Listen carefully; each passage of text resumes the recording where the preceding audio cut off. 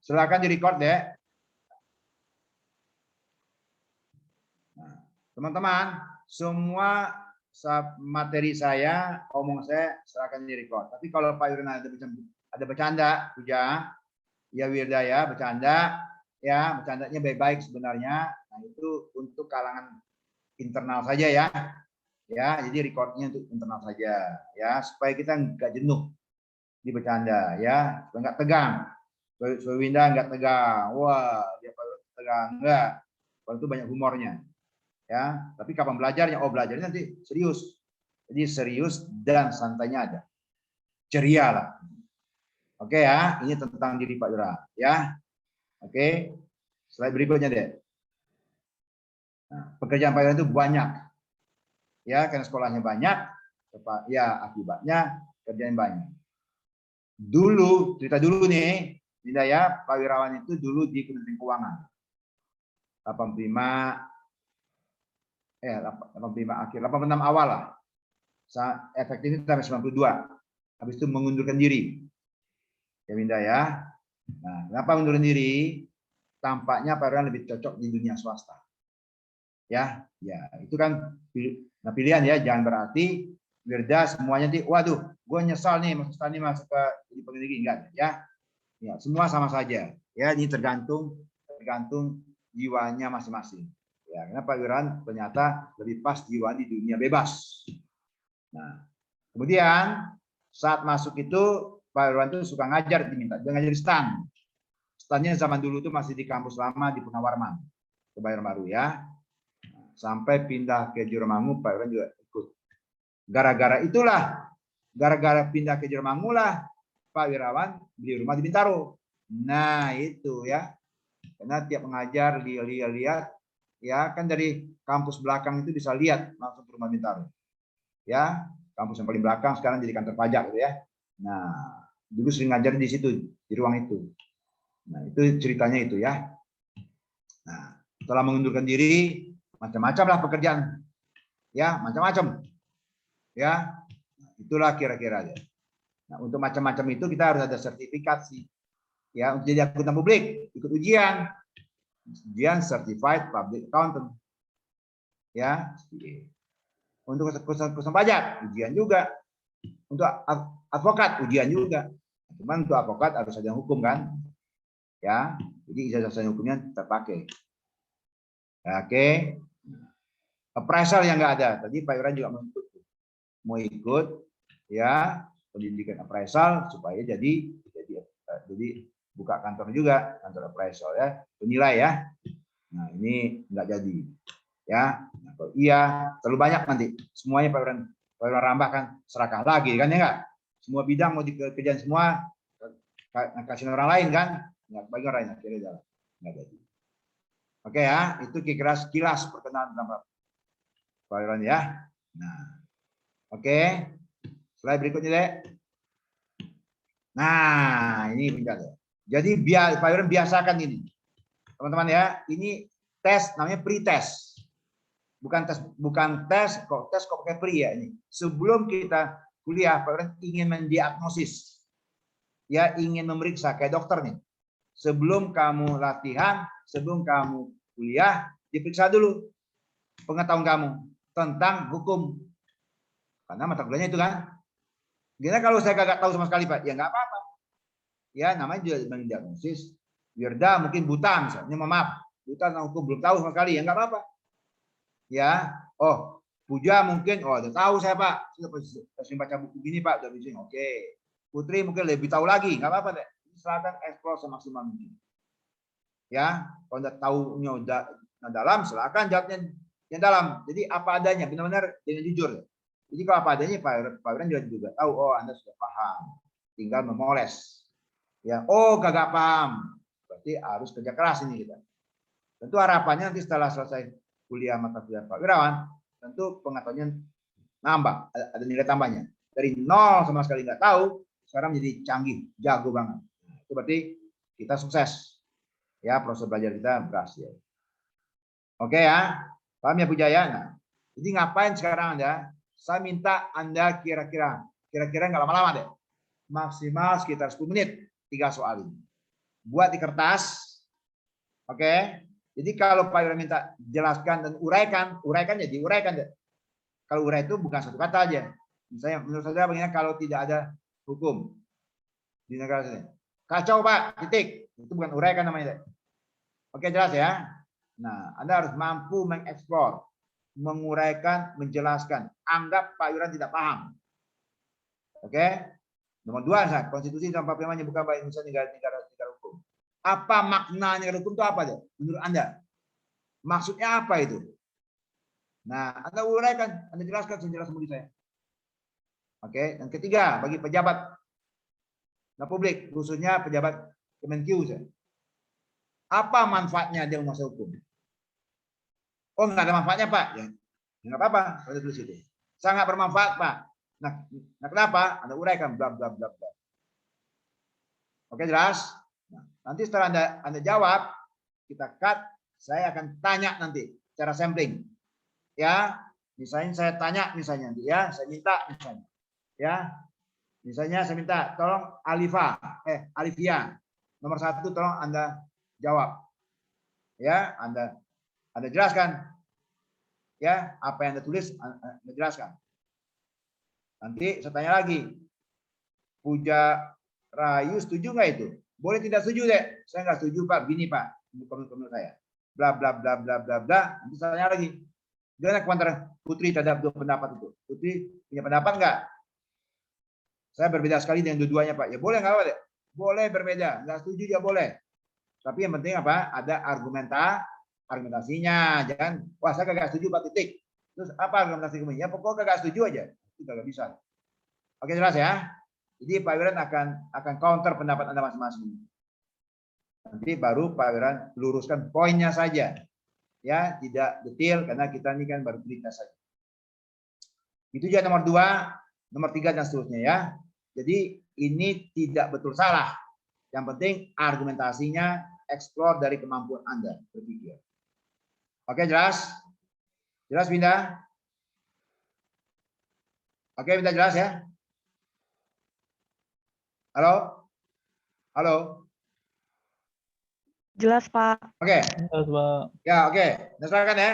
10 menit sejak sekarang. Jangan lama deh. Di kertas Anda tulis supaya Anda nanti gampang pas menjawabnya. Ya. Oke, paham ya? Itu tujuan saya itu. Nah, setelah itu baru jangan lewat 10 menit ya, supaya kita langsung mulai besok. Oke.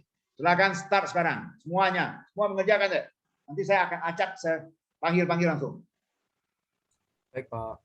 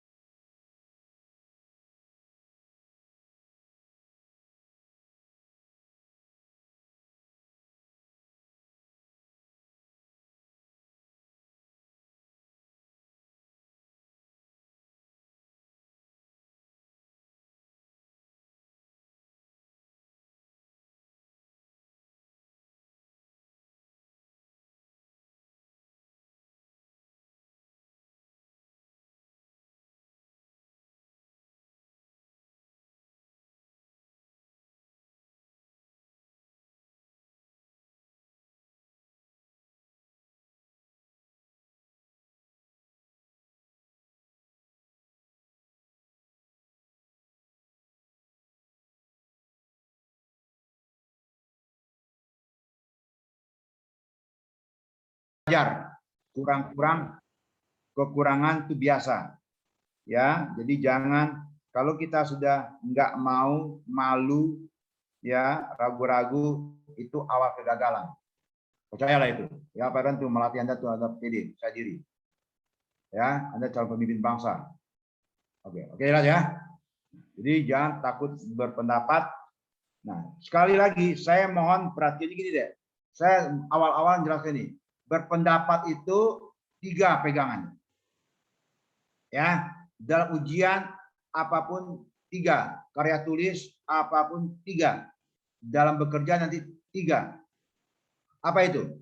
Jadi kalau Anda membuat gagasan, pemikiran segala macam, gitu ya, itu basisnya harus ada. Jadi Mas ya, apa basisnya? Basisnya adalah jelas based on teori. Ada dasar teorinya. Jadi kalau ahli bahasa tanya apa, nggak ada dasar teorinya, ngawur. Oke, jelas ya. Ada dasar teorinya deh. Itu pertama. Bikin skripsi nanti, bikin karya tulis atau apapun namanya, ya karya akhir atau apa namanya nanti, itu ada dasar teorinya ada itu. Oke, sesuai bidang Anda masing-masing, sesuai topik apa yang Anda tulis. Oke, itu ya. 1. Yang kedua, ada basis logikanya. Sorry, karena kita bicara hukum, ada basis aturannya, undang-undangnya ada. Untuk hukum ya, kalau di luar hukum ada lagi. Kita bicara hukum saja lah, sesuai topik pelajaran. Yang ketiga, ada basisnya logika thinking, logiknya, logik pemikirannya. Ya, jadi Dimas berpendapat gini-gini, tapi tidak masuk akal itu. Nah, sedangkan Alivia ada logikanya, masuk akal. Berarti Alivia lebih kuat, ya jawabannya dibandingkan Dimas. 3-3 saya kagak ada Pak, basis teori nggak ada, basis aturan hukumnya kagak ada, basis undangnya kagak ada deh. Terus logika juga kagak ada, itu sama cerita komik, sama cerita komik ngawur itu semua. Jadi Anda perhatikan deh kalau di TV orang berdebat deh, berdiskusi gitu deh, tolong perhatikan deh. Siapa yang ngawur, Anda bisa lihat itu. Ya, asal jawab, asal semangat doang juga ada. Ya, kan Anda lihat di TV itu. Nah, jadi disitulah Anda bisa menilai. Nah, Pak Wirawan dalam menilai Anda juga gitu deh. Ya, berargumentasi, berdiskusi, kemudian menjawab pertanyaan dalam ujian, bikin paper ya. Nanti juga ada paper loh. Ya, nanti ada tugas-tugas mandiri ada ya. Ada tugas mandiri. Ya. Nah, nanti Pak Wira akan nilai situ. Kenapa si Alivia lebih bagus daripada Dimas? Jelas jawaban mereka kan sama-sama 2 lembar jawaban. Oh iya, lembarnya sama. Pak Wira bukan lihat lembarnya loh. Lembarnya sama, tapi bobotnya beda. Alivia ada basis teorinya, Dimas tanpa basis teori misalnya. Ya, tetap menjawab, itu kan beda. Ya, jelas ya. Terus apalagi ini apakah mata kuliahnya hukum kan? Nah, Alivia ada basis konsep hukumnya, undang-undangnya ada, dia kutip undang-undang ini. Nah, Dimas tanpa undang-undang. Nah, terus Dimas cuma logika doang. Nah, 1 dan 2 tidak memenuhi syarat dia. Dia basisnya cuma 3 doang. Sedangkan Alivia ini kuat, logikanya juga kuat. Nah, jadi nilai Alivia lebih tinggi dari Dimas. Nah, contoh gitu deh ya. Oke, jelas ya.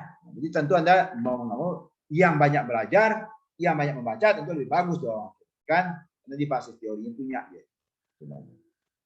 Oke, jelas ya. Nah, jadi nanti dalam saya tanya ini ya misalnya saya lempar pertanyaan nomor 1 ini ke siapa? Nah, juga itu dalam jawab deh. Jangan debat kusir ya, Pak Wir tidak mau debat kusir. Ya, itu buang-buang waktu deh. Ya, biarkan politisi atau para apa ya pengamat politik lah ya. Ya, yang ngomong di TV seperti itu biarkan saya mereka. Ya, kita jangan. Nah, itu dibiasakan ya. Jadi nanti Anda kalau bekerja di mana saja, baik di pemerintah, di Kementerian Keuangan Anda bekerja, nah Anda jelas itu dan suruh presentasi Anda ya di pos-pos Anda punya dasar. Ya, jadi kalau disanggah sama bos Anda, dia pendapat yang pendapat Anda bilang ini pendapat, nah ya teori yang bisa kutip ke sini Pak, ini gini, nah jadi jelas Anda, sandaran Anda itu jelas, gantungan itu jelas. Tinggal Anda ulas pendapat Anda, logika Anda ya. Oke jelas ya. Itu pegangan itu tolong diperhatikan ya, jika Anda ngomong itu Anda nanti tahu gitu. Ya. Nah. Baik. Saya lempar dulu ke Faras. Nomor 1. Faras Sadat. Mana Faras? Gimana Faras? Nomor 1 gimana Faras menurut kamu? Bagaimana kalau tidak ada hukum di negara? Menurut saya, dasar teorinya adalah hukum itu merupakan sebuah perangkat aturan yang berfungsi untuk membatasi perilaku manusia dan sifatnya memaksa dan bertujuan untuk menertibkan. Maka dari itu, menurut saya, jika tidak ada hukum dalam suatu negara, maka kondisi negara tersebut akan menjadi chaos, Pak. Tidak beraturan dan akan banyak terjadi kriminalitas yang menyimpang dari norma sosial yang berlaku. Menurut saya seperti itu, Pak. Dampak ekonominya gimana? Saya tadi berpikirnya secara sosial ya Pak. Kalau misalkan untuk ekonomi mungkin terjadi monopoli yang berlebihan Pak. Kalau misalkan tidak ada regulasi yang mengatur mengenai ekonomi tersebut. Jadi dampaknya luas ya, betul ya? Iya Pak. Ini dampaknya luas. Jadi menurut kamu hukum ini penting? Penting Pak. Ya. Bentar deh, maaf Pak.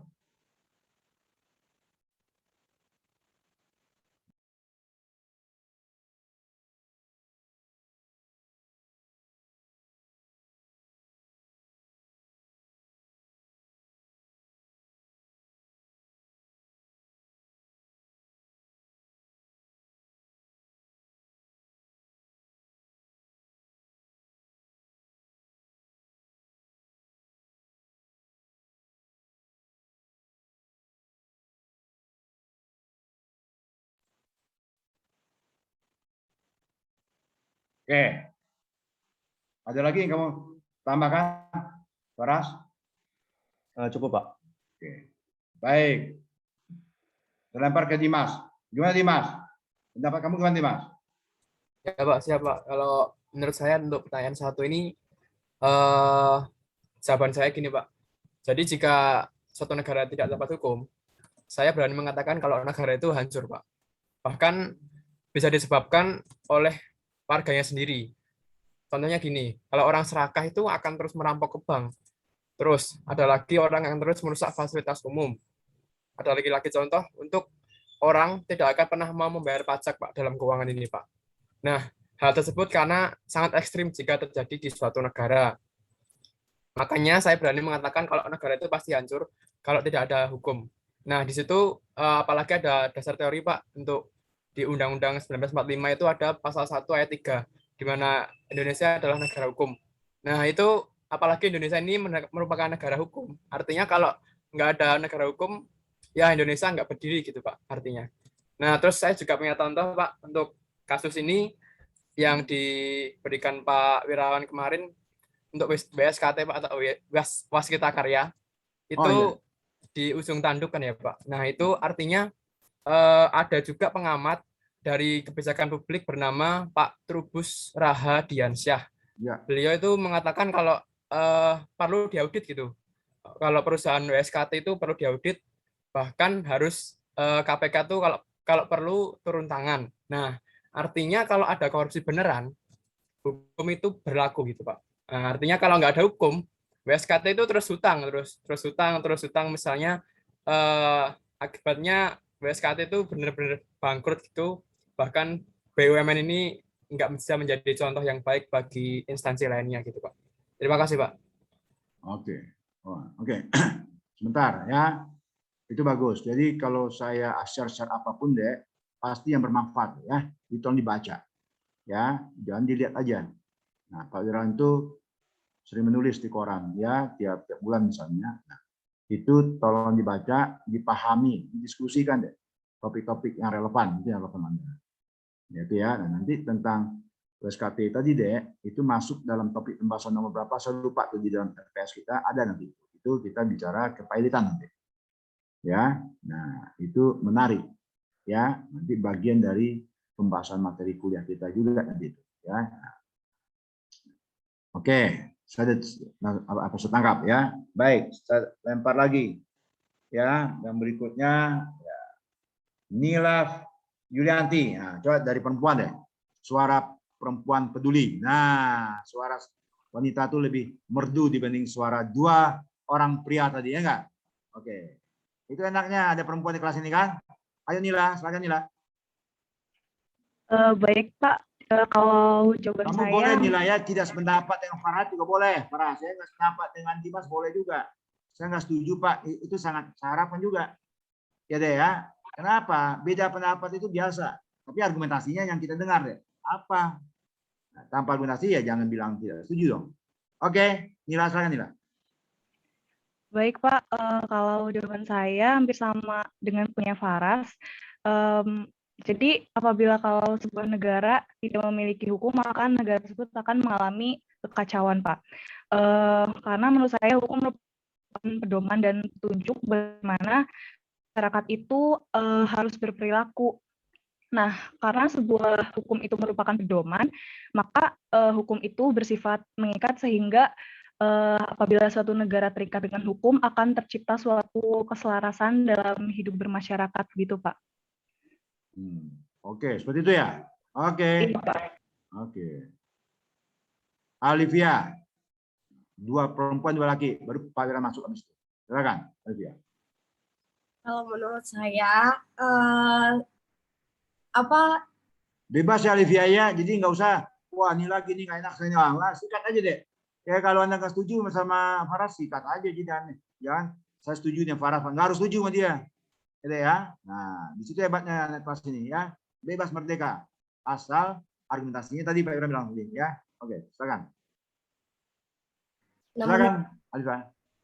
Nah, menurut pendapat saya hampir sama gabungan dari pendapat Faras dan Dimas di mana. Wah enak ya, yang paling belakang ya gabungan semua ya. Wah itu enak belakang kan, saya gabung semua deh Pak. Nah ya silakan. Oke. Nggak enak yang jadi orang pertama ya Faras ya. Yang enak kan, yang nomor 4 enak kan, gabungin aja semuanya. Ya oke Alivia, silakan. Jadi kalau misalnya negara tidak ada hukum, apapun yang berjalan itu tidak akan beraturan karena tidak ada landasan yang berlaku. Karena sejatinya hukum ini mewujudkan ketertiban di masyarakat. Termasuk di Indonesia sendiri, mungkin di setiap negara itu terdiri dari beberapa jiwa atau orang. Jadi kalau nggak ada hukum yang berlaku juga, kita bakalan lebih seenaknya sama orang lain gitu Pak. Nah, kecuali kalau emang negara isinya satu orang ya Pak. Jadi mungkin hukum tidak terlalu berpengaruh, tapi karena negara terdiri dari beberapa orang, maka hukum ini sangat berpengaruh karena apabila tidak ada hukum, maka sesuai sama yang tadi dijelaskan Dimas akan menyebabkan kehancuran. Entah itu maksudnya tidak dalam hanya aspek sosial, bisa ekonomi ataupun sebagainya, Pak. Tapi pasti itu semua aspek akan hancur ketika tidak ada suatu landasan yang berlaku di suatu negara, gitu, Pak. Oke, bagus ya. Ya sudah ya, bagus. Jadi Anda pintar-pintar semua itu. Dan Pak Beran juga bingung, mengomentarinya bingung nih. Hebat-hebat kamu ya. Waduh, udah tidak usah kuliah lagi kita. Ya kan? Kamu yang ngajar ya. Setuju ya? Ya nilai ya. Di Pak Beran dengar aja kamu. Ya. Minggu ini yang ngajar Faras. Besok yang ngajar Pak. Terus aja ya. Ganti-gantiin aja. Karena 14 kali pertemuan kita atur aja. Bagi sekian kan. Kali ini 3 orang. Ya enggak? Hebat-hebat semua. Oke. Ya. Jadi gini. Pendapatnya bagus semua, tergantung kedalamannya yang Pak Iwan lihat, kan ya. Jadi gitu deh, Anda explore semua pendapat Anda itu deh. Ya, jangan malu-malu. Ya, di sini di kelas Pak Iwan itu nggak ada malu-malu. Ya, jawab semuanya yang jelas. Dan penting ada argumentasinya Anda. Usahakan argumentasi yang bagus. Yang pertama dan utama deh. Nah, karena itu Pak Iwan itu belajar ikut kuliah fakultas hukum juga deh. Karena itu nggak puas seperti ekonomi, akuntansi itu. Angka doang isinya. Ekonomi kan akuntansi yang angkanya, udah nggak puas loh. Kayaknya ada yang kurang nih. Nah, gitu. Yang kurang apa? Setelah itu Pak Iron belajar hukum lagi. Ya. Nah, karena merasa kurang, selalu kurang aja banyak nih. Oke. Nah, setelah mendalami hukum, Nah, baru Pak Wira melihat, oh, poin dari poinnya filosofinya ini ternyata. Oke, saya tertarik dengan Alfia dulu deh. Nah, kan Pak Wira kan apa langsung perempuan dulu kan? Nah, itu hormati perempuan dulu. Pertama, kalau sendiri di negara itu nggak bakal terjadi negara, Alfia. Yang negara, kalau seorang diri tidak akan berdiri negara. Ya, nanti kita bicara teori negara. Ya, itu satu. Ya, jadi sepakat kita, ya, manusia, bukan hewan, bukan deh. Nah, manusia itu teorinya secara hukum alam deh, dia punya kepentingan, nafsu atau apa macam-macam lah. Ya, Faras pasti punya kemauan, kepentingan sendiri. Alfia apa, Nila apa, semua itu. Nah, kepentingan ini bisa saling tabrakan. Ya, bisa saling menghancuri. Kepentingan Farah sama enggak dengan kepentingan Dimas? Belum tentu. Ya, kepentingan Alivia sama enggak dengan kepentingan Vicky? Belum tentu. Saya kasih contoh dalam satu keluarga. Saya ingat dulu tuh. Keluarga dari orang tua saya, anak-anaknya lah. Anak pertama maunya apa, Farah? Dia mau kamar yang paling depan. Ya kan? Anak yang nomor 2 yang perempuan maunya juga paling depan. Berantem kan? Nah, contoh itu.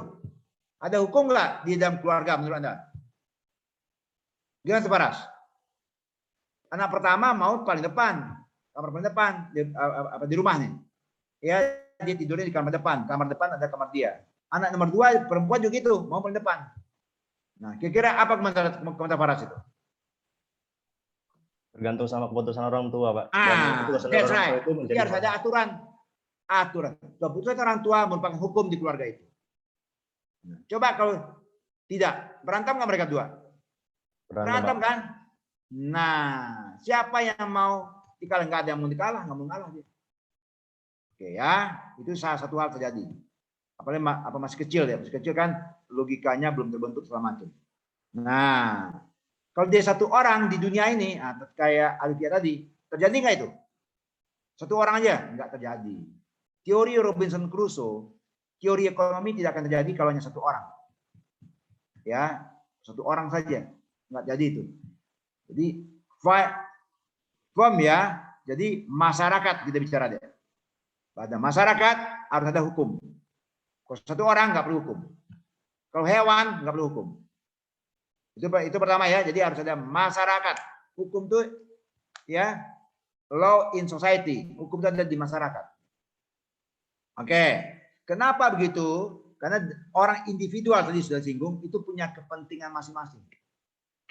Ya, yang bisa saling tabrakan, yang saling konflik dan segala macam. Oleh itu harus ada aturan main yang disepakati. Itulah hukum. Ya, karena negara deh kita bicara yang disepakati. Kalau di keluarga nggak perlu disepakati. Orang tua apakah membuat aturan tadi kamar ini perlu sepakat enggak sama anak-anaknya? Perlu nggak Farah? Ya kan anaknya masih kecil. Orang tua bikin aturan tadi yang bilang kan. Perlu disepakati nggak sama anak-anaknya? Nggak perlu kan? Nggak perlu. Nah, kalau dalam bernegara perlu kesepakatan itu ya tertuang dalam undang-undang. Kenapa? Itu kesepakatan antara penguasa dengan rakyatnya. Rakyat diwakili oleh DPR-nya. Jelas ya? Terlepas benar diwakili tidak, tadi secara tata negara DPR itu wakil dari rakyat. Nah, dia perlu persetujuan rakyat. Ya, kalau kasus keluarga tadi nggak perlu. Ya, tapi tetap disebut aturan hukum. Aturan lah. Nah, jelas. Jadi poin dari poinnya harus masuk di situ deh. Kepentingan individual dalam suatu masyarakat dan suatu negara. Ya, kan satu masyarakat, satu negara tidak satu orang berarti. Nah, kepentingan tadi banyak kepentingan. Saya bisa jawab kepentingan Afifia apa, kepentingan Nila apa, pasti beda lah itu. Perempuan aja kepentingannya belum tentu sama. Nah, jadi itu perlu diatur. Kenapa perlu diatur? Seperti tadi keselarasan dalam hidup itu, harmonika kehidupan, ketertiban tadi ada ngomong. Ya, itu. Kalau itu tidak ada, pastilah tabrakan, chaos ujungnya. Ya, secara teori ekonomi kita bicara resikonya tinggi. Investasi nggak bakal masuk gitu. Resiko tinggi. Oke ya. Iya, akibatnya negara pasti berantakan semua.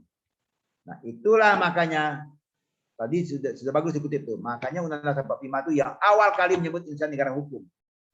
Harus itu dinyatakan dulu. Karena kita bernegara. Nah, menjawab pertanyaan, menyambung pertanyaan Afifah tadi, negara itu terjadi 4 hal. Jadi kalau satu orang tadi tidak bisa ya. Satu, ada wilayah dulu. Wilayahnya certainty, jelas. Indonesia punya wilayah yang jelas nggak deh? Jelas, batasnya jelas itu. Cuma batasnya nggak kayak rumah kita. Rumah kita tembok ya, pagar tembok, iya. Negara nggak pakai pagar tembok deh ya. Jelas ya, itu ada. Ya, tinggal dilihat aja deh. Kita lintas utara berapa, lintas selatan berapa, lintas lainnya berapa. Itu ada. Batas laut juga ada semua ya. Ya, tentu ukurannya tidak seperti ukuran tanah sekian meter enggak gitu. Nah, itu satu ya, ada wilayah, ada. Berarti Indonesia mensyarat untuk menjadi negara, ada wilayahnya. Wilayahnya berapa luas?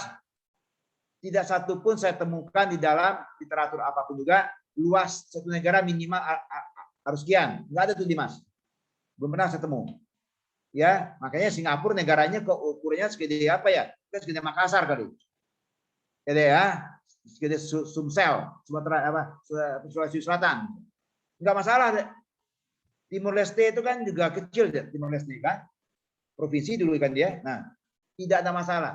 Luas tidak pernah dibuat. Tapi jangan lupa juga besok Afifah bikin negara ya 5 kali 5 meter wilayahnya, enggak bisa juga dong. Jelas deh ya. Nah, itu satu. Ada wilayah. Yang kedua, di wilayah itu ada cuma satu orang penduduknya. Bisa berdiri nggak negara itu? Paras, satu orang cuma. Nggak bisa, Pak. Nggak ada pemerintah yang berdaulat sama masyarakat. Tapi banyak lagi di situ. Ada hewan banyak. Orangnya satu, hewannya banyak. Belum bisa juga? Nggak bisa, Pak. Karena bukan hewan ya. Bukan hewan-hewan ya. Orang masyarakat. Enggak Pak Iwan, intinya masyarakat. Yang kedua syaratnya ada masyarakat. Yang ketiga, udah 2, pemerintahan. Nah, 3 syarat utama dulu harus ada. Palestina ada 3-tiganya. Tapi yang keempat dia tidak punya. Pengakuan internasional. Jadi, kalau Faras membuat negara, 4 syarat harus dipenuhi. Ya, jadilah negaranya.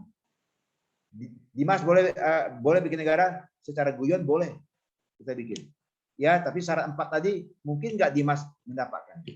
Kalau dibilang mungkin Pak, ya sudah. Jadilah negara Dimas. Oke, Mas. Nah, Papua berusaha mencoba. Aceh dulu di sini nggak ada daerah Aceh ya. Aceh juga begitu. Nah, wilayah dia punya. Siapa yang nggak tahu luas Papua berapa? Luasnya berapa? Masyarakat dia punya. Permintaan di jarak jauh. Nah, punya dia. Jarak jauh. Ya, lobby internasional dia kandas dulu. GAM dulu kan juga lobby terus dulu. Ya kan, dia punya toko di luar, ingat dulu siapa namanya, lupa. Ya. Nah, tuh Anda baca itu sejarahnya. Dia lobby terus deh ke internasional. Enggak tembus-tembus. Papua sampai hari ini masih lobby itu. Ya, nah.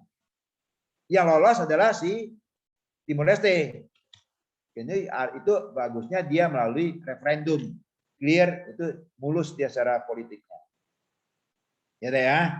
Secara referendum, terlepas referendumnya itu kita nggak usah ini kan benar atau ini ada curang atau tidak tahu kita. Yang jelas masyarakatnya mengharapkan dia berpisah, ya sudah. Jadikan internasional mengakui, wilayah punya, masyarakat punya, pemerintahnya punya, luar negara internasional juga mengakui. Jadilah resmilah negara Timor Leste tahun berapa itu ya. Nah, itu kira-kira. Jadi kalau bicara tadi harus masyarakat deh. Masyarakat, hidup bermasyarakat, pasti kepentingan Faras beda dengan kepentingan Dimas, kepentingan Alifah, kepentingan Daniel, semua beda-beda ini pasti. Nah, itulah kita bikin tata tertib. Tata tertib ber-WA grup. Nah, kan itu dibikin juga deh. Kalau tidak, ini semaunya kan. Maaf nih. Maaf ya. Foto porno juga di-post juga nanti itu. Kalau nggak ada aturan main kan. Karena semaunya aja. Umpama nih. Daniel ini suka, maaf ya. Daniel suka yang porno-porno. Ya udah di-share aja dia di grup semua. Ya kan? Apalagi dia daerah yang tidak ada di peta tadi kan. Pak Ibrahim tidak ada di peta ya, ceritanya ya. Nah, ya kan? Nah, akhirnya gimana? Konflik kepentingan kan? Alifia tidak suka, Nila tidak suka. Nah, Dimas antara suka dan enggak suka lagi. Nah, silakan lagi.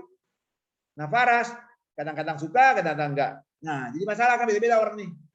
Nah, itu harus ada aturan hukum situ. Ya, yang disepakati bersama. Nah, itu ya. Di tertib kata tertib tadi deh. Karena kepentingan berbeda. Berbeda ya. Nah, itu di dalam WA group saja.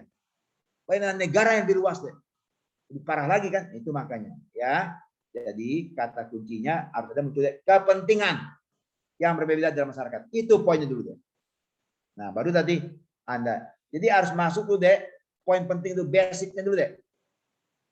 Nah, kalau Anda search di dalam internet deh, teori kepentingan namanya itu. Ada tuh ya, teori psikologi banyak itu. Ya, bahwa masyarakat itu mempunyai orang itu mempunyai secara psikologis mempunyai kebutuhan, kepentingan. Ada itu masing-masing. Ya. Coba kebutuhan pertama kata Maslow apa? Kebutuhan perut kan? Kebutuhan yang basic itu kan, nah itu. Itu kalau orang dibebaskan saja demi perut bisa merampok, bisa apa? Wah, kacau dunia ini. Kepentingan orang kan gini, oh iya diatur, nggak boleh merampok, nggak boleh mencuri. Anda penuhi kepentingan Anda, kebutuhan Anda, makanan boleh. Itu tapi jalannya tidak boleh mencuri kan? Ada aturannya itu? Ada. Kalau tidak, ya curi aja supaya gampang daripada bekerja, curi aja makanan apa sih Paras? Lebih gampang, praktis kok. Saya butuh makan, titik. Ya kan? Nah, saya lihat di rumahnya Nila ada makanan, ya saya ambil aja. Nah, tapi itulah perlunya kepentingan-kepentingan itu tadi ada aturan mainnya. Jadi kepentingan dasar utamanya kepentingan dulu deh. Oke. Nah, jadi bagus tuh Undang-Undang 45 itu dulu muncul dia. Katanya awal itu dulu dipakai dia. Karena founder kita sudah memikir itu. Masyarakat itu orang-orang itu punya kepentingan yang berbeda-beda. Ya, dan tidak bisa kalau tidak diatur. Nah, akhirnya semua kehidupan apapun perlu diatur. Perlu. Termasuk ekonomi deh. Apalagi ekonomi deh. Waduh, kalau nggak diatur berat itu. Ya, merambah semua, diatur pun juga masih merambah deh. Ya, akibatnya kan kepincangan terjadi kan. Coba Anda cek deh data-data statistik kita. Gini rasio kita berapa itu? Gini rasio itu tingkat kepincangan pendapatan nasional ya, pendapatan antara kelompok. Ya. Nah, itu kan itu. Diatur saja saya bisa gitu, apa tidak. Nah, oke. Semua tadi betul. Ya, tadi basisnya ada kepentingan dulu ada. Nah, baru habis itu Anda masuk macam-macam tadi. Oke, clear ya? Nah, jadi jelas hukum itu perlu. Perkawinan perlu diatur nggak? Apa Faras? Perlu diatur nggak Faras? Perlu. Kalau tidak, kacau nanti. Mohon maaf nih, istri Faras bisa diambil sama Dimas itu. Iya enggak? Suaminya Alifia apalagi diambil sama Nila. Ya, nah macam-macam lah itu. Ya chaos lagi nanti semua tuh. Kacau. Akhirnya apa deh? Banyak yang kacau. Keturunan jadi kacau. Ini anak siapa ini? Mohon maaf ya, anak Faras atau anak Dimas juga. Kacau semua deh. Nah itu ya. Nah jadi sederhana kan memahami hukum ini gitu. Nah jadi butuh itu. Itulah Pak Iran sekolah terus. Insya Allah beberapa tahun lagi dokter hukum Pak Iran juga kelar. Doa aja ya. Jadi itu Pak Iran dalami semua. Harus dalam. Sehingga Pak Iran tahu nih. Ya ekonomi begini. Nah. Oke ya jelas ya. Bagus sih pertanyaannya, jawabnya bagus. Cuma Pak pengen basisnya dulu apa yang pernah. Baik, nomor 2. Oke ya. Ya, Pak tidak akan jelasin detailnya ya, tinggal Anda kembangkan saja ya. Nomor 2 kita berbicara sekarang deh ya. Rinda Kartika. Coba Narinda jelaskan gimana Rinda orangnya? Saya, Pak. Oke, Rinda, jelaskan nomor 2. Apa jawaban Rinda? Ya, sejelas-jelasnya deh ya. Ya, pendapat Anda, bukan Anda tidak usah terpengaruh sama orang. Silakan. Jadi Indonesia adalah negara hukum, sehingga menurut saya meskipun setiap orang memiliki kepentingan yang berbeda-beda, Namun dalam kehidupan bermasyarakat maupun dalam pemerintahan itu tetap harus dilandaskan oleh hukum, Pak. Jadi karena hukum sifatnya memaksa, jadi mau tidak mau tetap harus tunduk pada hukum yang berlaku. Dan kalau misalnya melanggar akan mendapat sanksi yang tegas, Pak. Oke, itu saja. Cukup atau ada lagi? Cukup, Pak. Oke. Very good. Ya. Nasrul Manurung. Siap, Pak. Ya. Izin menambahkan, Pak. Oke. Jadi ada sependapat juga. Samarinda Iya. sebagian ada? Iya, sependapat, Pak. Oke. Jadi maksudnya itu kalau negara Indonesia adalah negara hukum itu sesuai dengan Undang-Undang Dasar 1945 pasal 1 ayat 3 bahwa negara Indonesia adalah negara hukum, berarti maksudnya bahwa segala aspek kehidupan dan kegiatan yang ada di wilayah NKRI itu harus dilaksanakan berdasarkan hukum yang berlaku gitu, Pak. Jadi poin penting dalam hukum ini menurut saya, Pak, jika dilanggar itu harus ada sanksinya gitu, Pak. Saya komentar gitu. Jadi memang setiap apapun harus berdasarkan hukum. Nah, itu tadi, Dek. Kalau tidak, Dek, kepentingan orang terinjak. Nah, itu tadi. Mau nikah pun juga harus berdasarkan hukum. Ya nggak, Faras? Nggak bisa. Gue naksir ini misal ya, Dek. Sorry ya. Faras naksir dengan Alivia. Ya berdasarkan hukum. Nggak bisa aja. Mau gue aja gini, gue aja gue ikutin, nggak bisa. Ya, kalau ikutnya mau nanti dimasuk gitu juga. Nah, apa lagi? Oh ya kan? Nah, itu. Jadi apapun berdasarkan hukum, deh. Itu ya, itu yang dasar utamanya itu, deh. Ya, semua siapapun, deh, mau pejabat, mau siapa, tindakannya itu berdasarkan hukum. Jalan aja kita harus berdasarkan hukum, Faras. Nggak boleh apa? Harus jalan sebelah mana? Sebelah kiri ya. Ya kan? Sebelah kiri aturan kita. Siapa saja itu, mau pejabat kayak mau siapa kayak, kecuali yang dikecualikan ambulans atau apa, itu ada aturan hukum juga tuh. Ya. Tidak semua, Dek. Nah, saya kadang-kadang suka miris, jujur aja pelanggaran itu. Yang dikecualikan tuh ada jalan raya, Dek, ambulans. Dek. Nah, oke, itu satu ya. Nah, pejabat bagaimana? Mari kita lihat satu, Dek. Yang itu tertentu, Dek. Presiden, macam. Tapi yang terjadi di siapa? Semua kagak jelas, kan? Saya lihat itu plat merah, plat apa itu, wow, ya kan? Orang-orang muslim ini apa itu? Itu dibolehkan nggak? Mari kita lihat undang-undang lalu lintas. Presiden itu wapres ya, itu betul, dia punya privilege. Jadi dia diutamakan deh, mau jalan macet, apapun dia bisa, ya, nerabas apa yang nggak boleh orang lewat, dia boleh. Itu jelas, itu internasional tuh, ya, VVIP dia. Nah, tapi apa yang terjadi? Nah itu, akibatnya apa deh? Terganggu. Faras mau ke kampus harus lewat jalan itu karena ada orang yang gaduh, yang tadi ugal-ugalan tadi yang lewat, yang nggak pantas dia memakai jalan raya dengan bergaung-gaung sirinenya.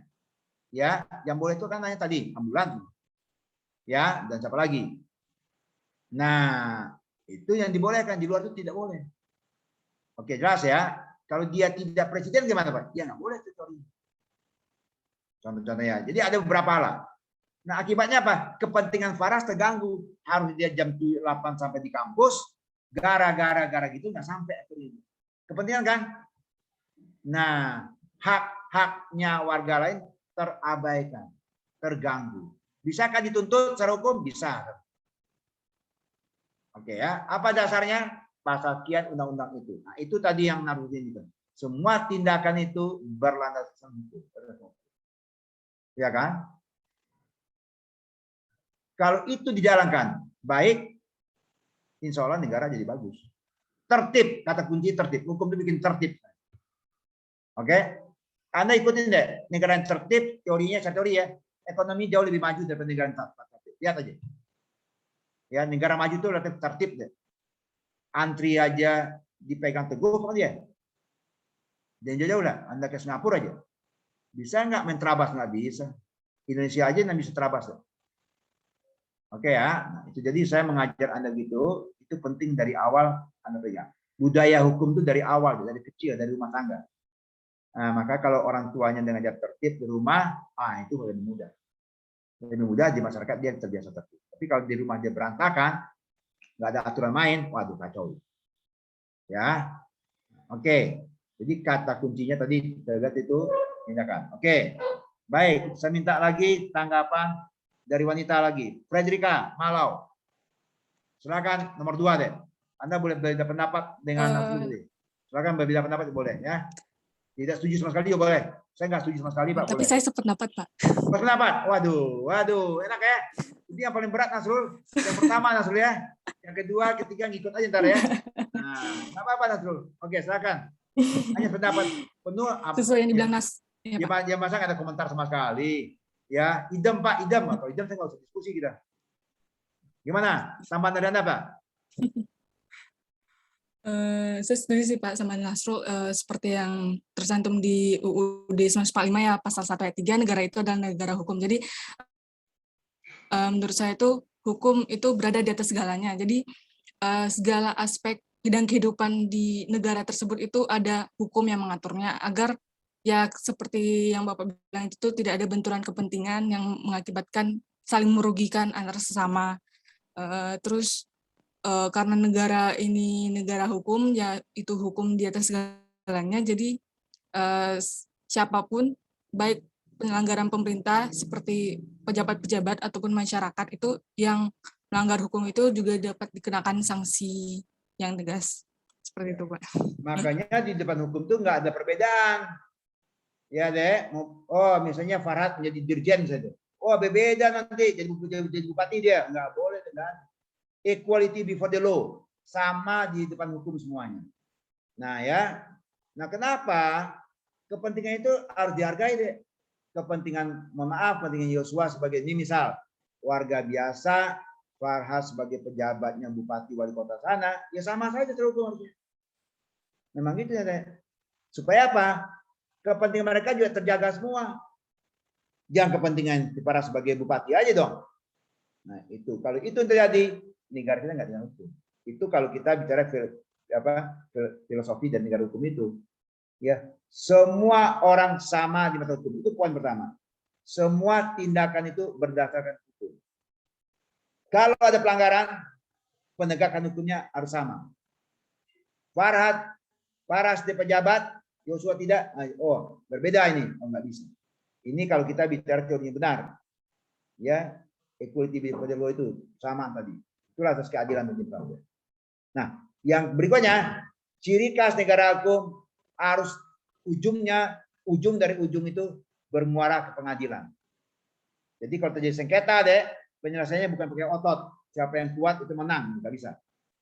Ya, berdasarkan putusan pengadilan. Jelas ya? Jadi tidak ada orang yang salah sebelum putusan pengadilan. Itu negara hukum. Walaupun dia mencuri deh, itu salah. Tunggu putusan pengadilan mengatakan dia salah. Nah, jadi setiap negara hukum itu pasti ada pengadilan. Ya, setiap pengadilan deh pasti ada muaranya tertingginya. Itulah Mahkamah Agung di Indonesia.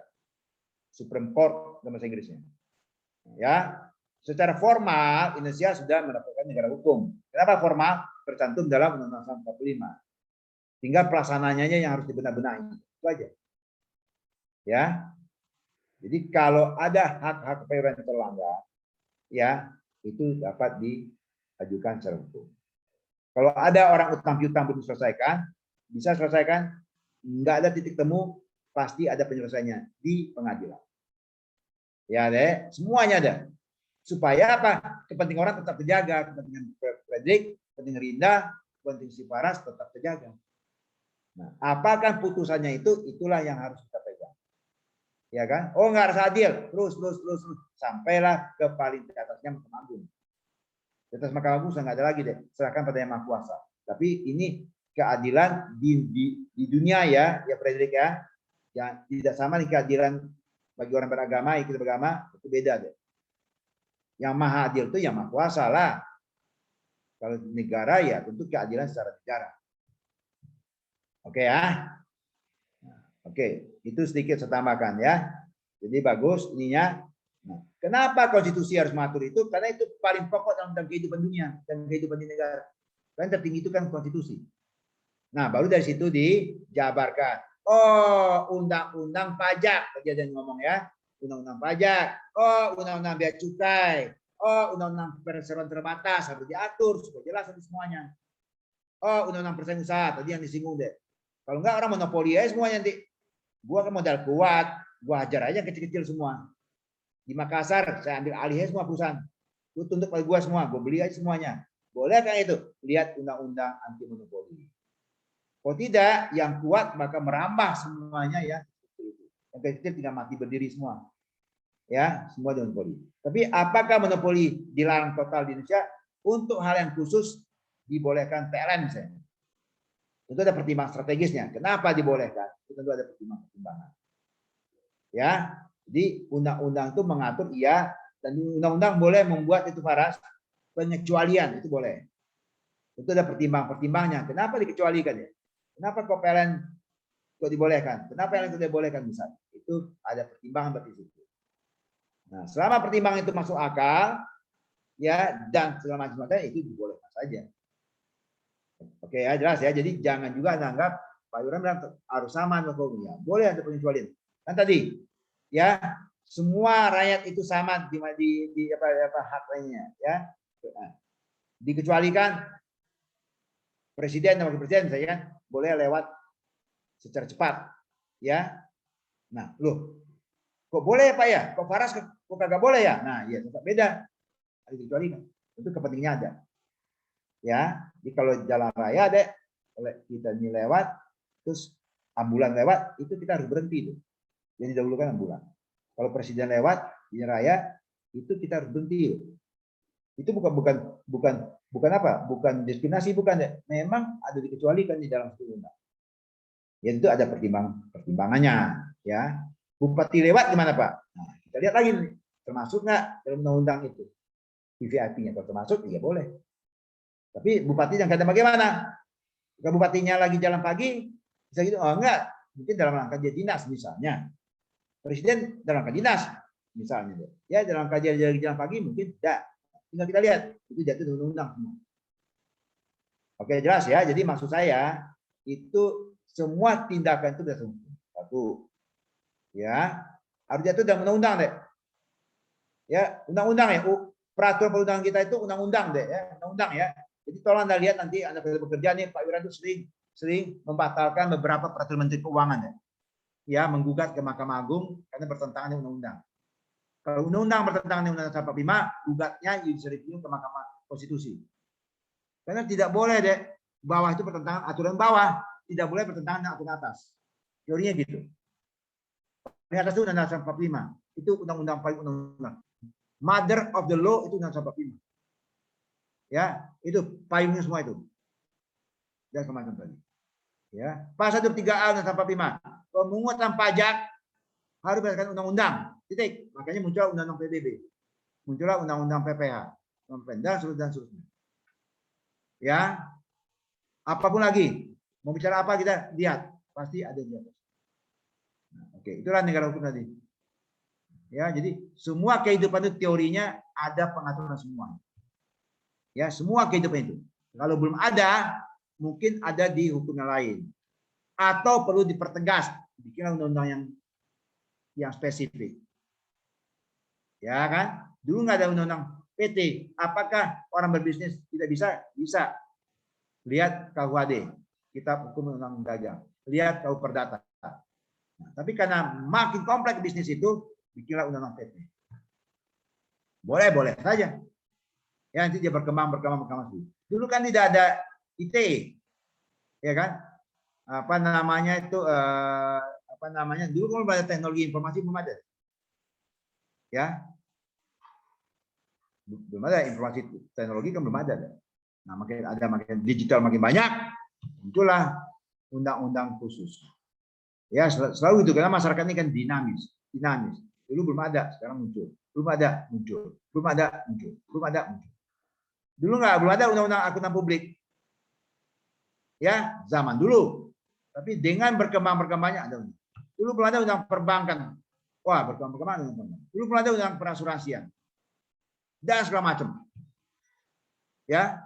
Apakah sampai sana? Ya, tidaklah. Ya, karena masyarakat ini kan bergerak, kan hukum itu di masyarakat itu. Law in society, bilang. Masyarakat itu bergerak, dinamis, bergerak. Nah, makanya butuh aturan-aturan baru lagi. Apakah ini saja? Enggak, kita lihat aja. Nanti Anda lihat ya, habis pandemi ini, habis Covid ini kan ada suasana yang di luar perkiraan kita dulu. Muncul lagi undang-undang baru itu. Ya kan? Kan kita tidak tahu pandemi itu kayak apa. Apa hasil setelah pandemi? Enggak tahu juga kita. Nanti kalau pandemi ini dianggap sudah selesai, tata kehidupan itu kan agak berubah. Nah, sebelum pandemi, setelah pandemi ada bedanya. Oke. Jadi berarti aturan hukumnya adalah aturan hukum yang setelah pandemi. Mungkin harus dibuat aturan. Iya, kita lihat tuh nanti. Oke, jelas ya, jelas itu jadinya semua bergerak. Dulu ada nggak undang-undang tentang tembakau rokok? Nggak ada. Orang tua kakek-kakek itu tuh biasa tuh dengan tembakau dia nongkrong dengan teman-temannya 5 orang, main tembakau, dia muter-muter tembakaunya pakai daun apa itu ya, ya kan gitu semua itu. Nah, dan segala macam. Nanti ada undang-undang tembakau, ya harus ada nanti dan segala macam. Ya oke ya, jadi itu bagian kehidupan. Karena hidup itu dinamis, bergerak. Ya, itu perlu diatur supaya tertib. Penggunaan WA grup kan juga diatur semua ini. Ya, boleh nggak menyebarkan di medsos apa? Nggak boleh. Ya, boleh nggak menghina orang di medsos? Nggak boleh dan segala macam. Ya deh, oke ya, jelas ya. Oke, bagus. Kita masuk yang ketiga. Ya, ketiga deh. Pertanyaan nomor 3 kita lihat. Ya, Afina, Muhammad Afina Zafan. Ya, gimana orangnya? Coba. Menurut saya pentingnya hukum bagi pejabat publik ini, karena kan ASN atau pejabat publik ini kan tugasnya melayani masyarakat. Ya. Ketika dalam menjalankan tugasnya itu sering menghadapi masalah-masalah yang berkaitan dengan hukum, Pak. Maksudnya kan? Jadi, misalnya kayak ada wajib pajak, dia keberatan mengenai pajak terutang yang dibebankan pada dia, Pak. Terus dia mengajukan keberatan. Nah, si ASN ini harus mengerti mengenai masalah tersebut. Misalnya agar tercipta solusi yang apa ya, win-win solution bagi kedua belah pihak, Pak. Terus ASN juga harus mengetahui dan memahami bagaimana aturan dan ketentuan yang mengatur tentang profesinya sehingga memiliki kesiapan dalam menghadapi persoalan hukum tadi, Pak. Terus? Kayaknya itu aja, Pak. Oke, itu aja. Oke.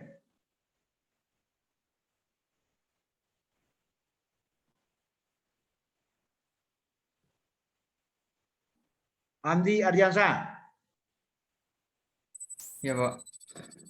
Izin. Andi. Pak. Gimana? Ya, apa komentar kamu? Menurut saya pentingnya untuk menguasai terkait hukum, yang pertama itu sebagai pejabat publik kan biasanya membuat suatu kebijakan atau aturan, Pak. Jadi penting untuk menguasai hukum, Pak, agar antara hukum atau aturan yang lain tidak saling berbenturan. Yang kedua, dalam menjalankan tugas dan fungsi yang mereka emban, mereka bisa melakukan dengan baik dan sesuai, serta tidak merugikan orang lain. Saya rasa cukup, Pak. Oke. Kalau ada yang lebih, maksud saya itu ini lebih menggigit ya, lebih tajam lagi, ya itu sangat baik, ya. Jadi benar-benar ada basisnya, ya basis teorinya yang kuat sekali sehingga kita dapat melihatnya lebih utuh. Ya. Wirda Karina. Hadir, Pak. Ya, silakan. Menurut saya manfaat menguasai hukum di mana manfaatnya bukan secara itu, umum ya. Kalau orang-orang misalnya, mohon maaf, mohon maaf ya, tukang bakso jualan. Dia bukan pejabat kan ya? Ya kan ya? Ya. Nah, ini pejabat nih, mau bupati kek, wali kota kek, mau dirjen pajak kek, mau menteri keuangan kek, kan beda deh. Ya, tukang martabak di pinggir jalan atau orang ya naik sepeda, orang biasa-biasa gitu ya. Nah, ini sama menteri, sama presiden. Tentu beda deh. Pejabat publik itu tentu harus lebih menguasai daripada tukang martabak tadi. Ya semua orang harus tahu. Tapi kan beda nih. Ya, menurut logika kita kan beda deh. Jualan di pasar-pasar banyak ibu-ibu kan, bapak kan ya. Beda sama presiden dong. Beda sama bupatinya. Ya, yang lebih menguasai hukum ya bupatinya harusnya. Jangan ya harus tahu semua, tapi tukang jualan bakulan di pasar ya nggak tahu-tahu ya sedikit tahu-tahu ya nggak apa-apa lah. Tapi untuk pejabat khususnya dia sangat-sangat harus menguasai. Itu kenapa tuh? Apa manfaatnya tuh? Tapi banyaknya pejabat kita kagak menguasai kan? Nah itulah yang terjadi sekarang di Republik ini. Nah, jelaskan tuh Firza, gimana menurut Firza? Kalau Anda kan calon pejabat semua nih. Nah calon pejabat Anda harus menguasai loh. Jangan semena-mena nih kalau nggak menguasai. Ya silakan. Manfaat hukum sendiri itu mengatur hubungan manusia agar tercipta ketertiban dan diharapkan mampu mencegah terjadinya gangguan kepentingan yang berpotensi menimbulkan konflik. Bagi pejabat, dengan mempelajari ilmu hukum, maka para pejabat dapat lebih mudah memahami dan menjalankan tugas pokok serta fungsinya sesuai yang berlaku untuk mengurangi atau mencegah terjadinya konflik kepentingan yang mementingkan kepentingan pribadi di atas kepentingan bersama, seperti itu, Pak. Oh gitu. Oke. Octavia Sinta Maulina. Hadir, Pak. Ya, silakan dijawab yang baik deh. Jadi menurut saya kenapa pejabat publik harus menguasai hukum gitu Pak, karena yang pertama Indonesia itu kan adalah negara hukum yang tadi sudah dijelaskan sama teman-teman yang seluruh aspeknya itu harus diatur oleh hukum, maka pejabat publik maupun pejabat Kemenko atau ASN itu harus tahu landasan-landasan fundamental hukum yang ada di Indonesia gitu Pak.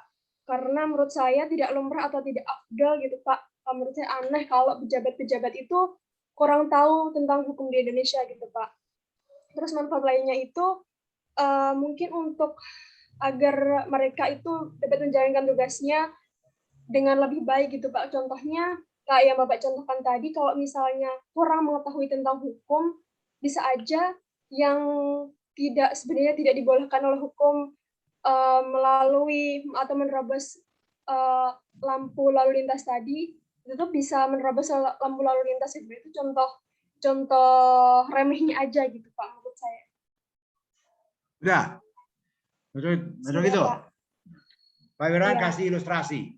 Mudah-mudahan yang ilustrasi itu Anda terbuka wawasan pemikirannya. Pak Wira kasih contoh, nah sederhana ya. Ada Bang Mamat. Paham deh? Ya orang biasa lah. Jualan di warung-warung, di emper-emper pasar. Oke. Apa bedanya Bang Mamat dengan wali kota? Jawab deh. Apa bedanya Pak Mamat,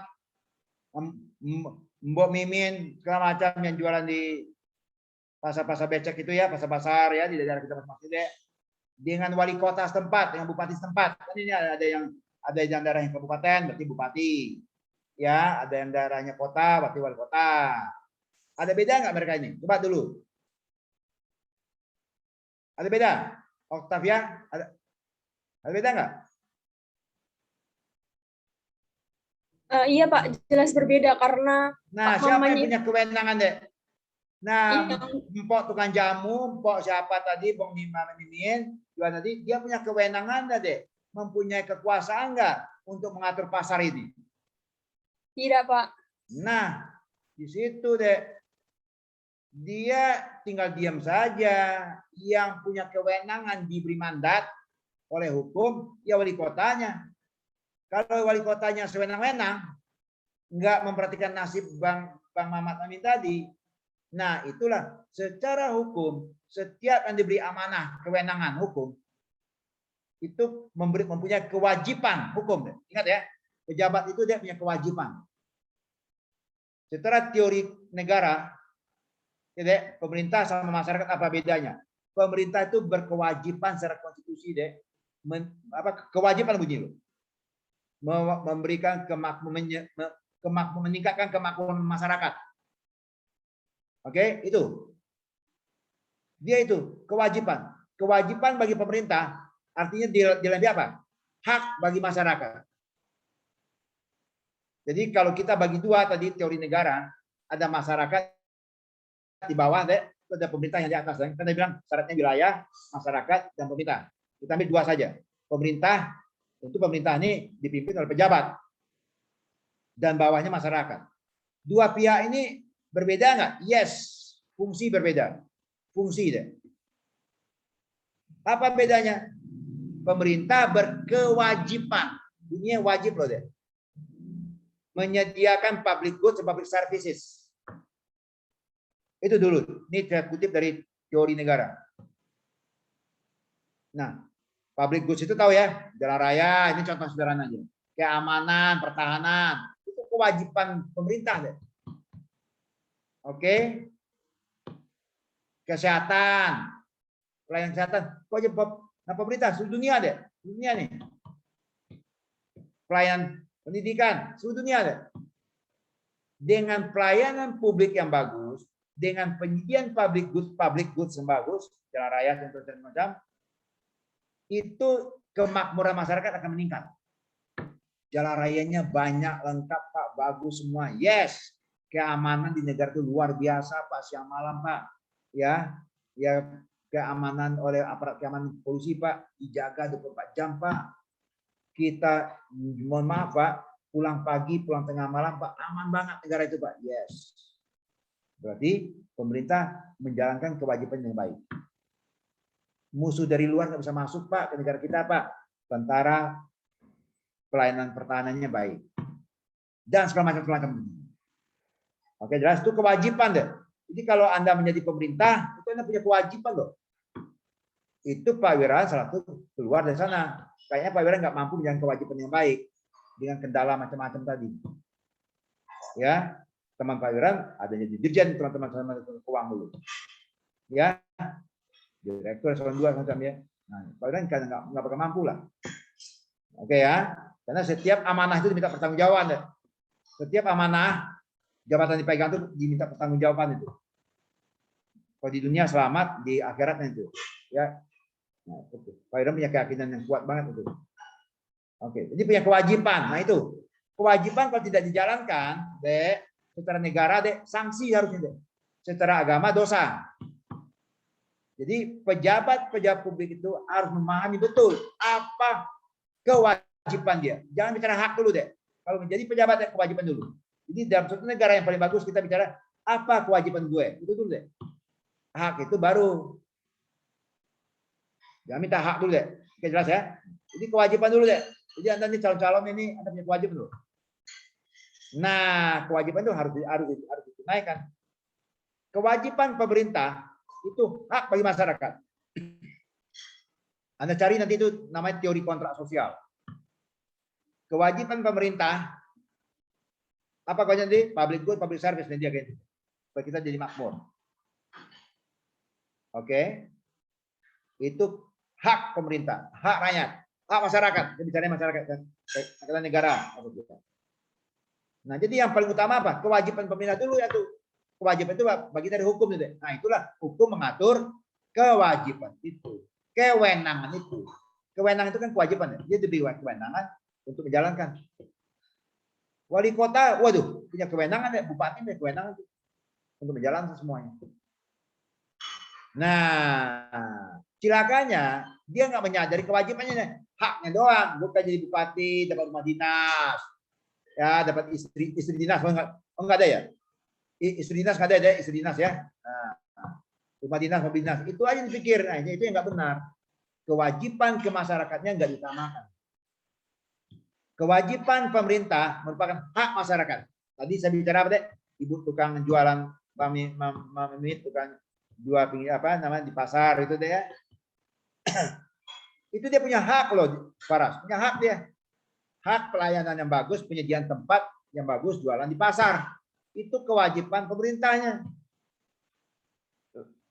Kan dia berhak mendapat kehidupan yang layak. Deh. Kan dia pedagang, ya nggak apa-apa. Pedagang itu kan profesi, dia nggak apa-apa. Kita hormati semua. Pekerjaan yang mulia semua itu. Dia harus dapat pelayanan yang bagus. Minimal pasarnya yang bagus. Siapa yang berkewajiban menyediakan pasar tempat itu? Pemerintah setempatnya, wali kotanya, semacam. Dia nggak jalankan. Pasarnya becek, Pak. Waduh, nggak ada ini, Pak. Itu kegagalan menjalankan kewajiban pejabat publiknya. Ya, sebagai kewajibannya masyarakat, haknya dipenuhi dulu dengan pemerintah. Dia berkewajiban apa?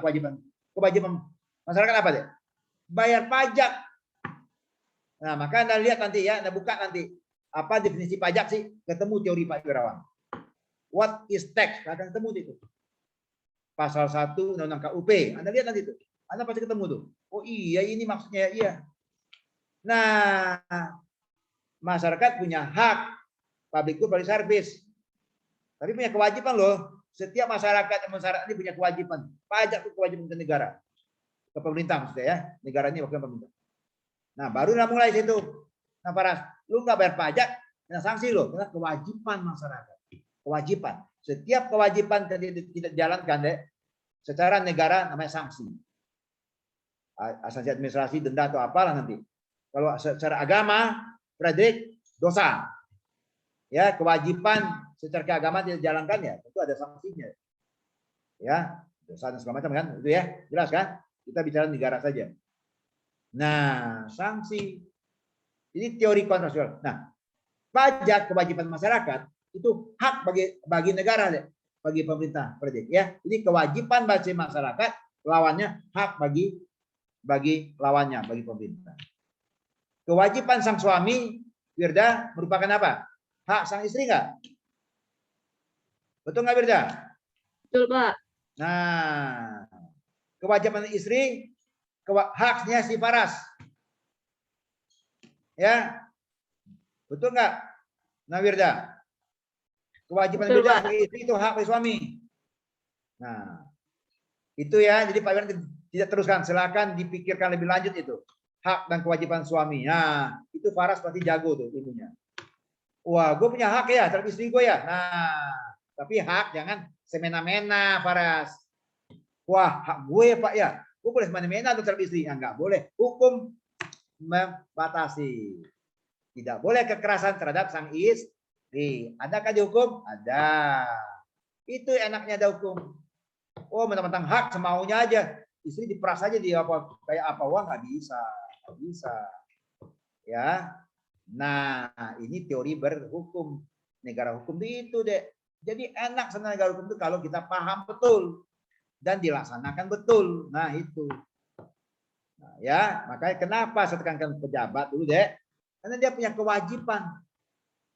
Nah, cilakanya Frederick, saya pernah bicara dengan calon bupati, calon wali kota deh. Lu ngapain menjadi wali kota bupati? Oh, begini Pak Yura, kan enak, gini. Oh, maaf deh ya, saya ngomong sama dia agak kasar deh.